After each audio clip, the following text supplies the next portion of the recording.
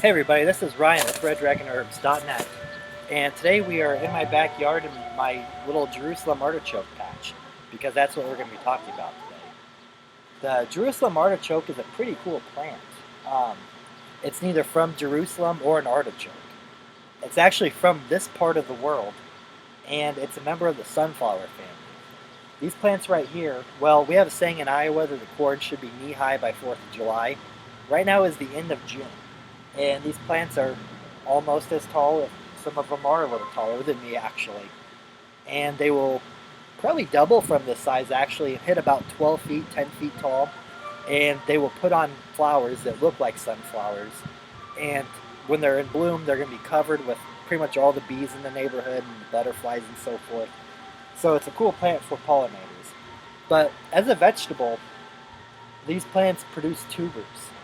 And it produces a ton of tubers, actually. These tubers, if you've never seen them, they almost look like ginger root. And they're very similar to potatoes in taste and style. You can use them for pretty much anything you can use a potato for, except for baking. You couldn't have like a baked Jerusalem artichoke like a baked potato. Texture is just a tad different. But the taste is mild like a potato, but with a slight nutty flavor, and I think a little bit of a mineral-y flavor too, because these things are loaded with minerals. Now, as far as health benefits goes, they're actually really low on the glycemic index. So a lot of people that are diabetic or doing the paleo diet or really want to live low-carb lifestyles or whatever do like these as a potato substitute, just because they are pretty close and low on that glycemic index. Now, the Indians had been using these for a very long time as a vegetable. I've actually heard them called Indian potatoes before. But the Europeans brought them over to Europe because they liked them, and it was used as a vegetable a lot in France. And it was also used as animal feed too, but really has kind of fallen out of favor as a vegetable. But it's starting to kind of come back a little bit more, I think, just because so many people are doing the low-carb diets and so on.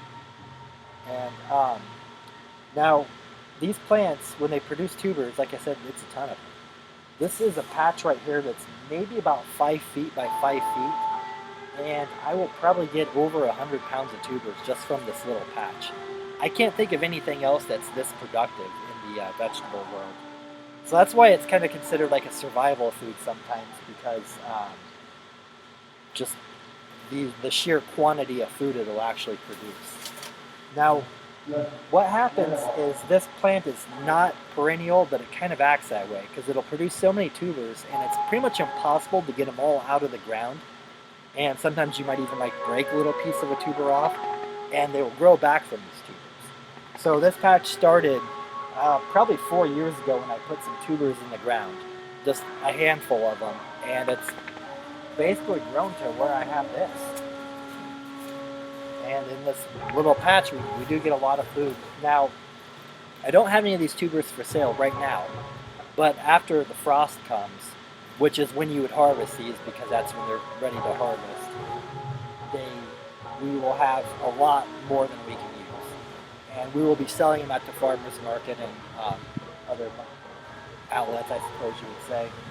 Last year we did sell a couple to a few restaurants.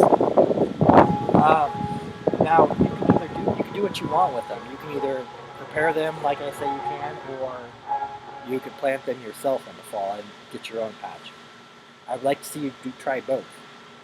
I'd like to see more people plant these because it is kind of a cool plant. So anyway, this has been Ryan with Red Dragon Herbs, talking a little bit about Jerusalem artichokes. We're going to talk a little bit more about them when it actually becomes closer to the time, but just kind of put them in your head for right now. So thanks for watching.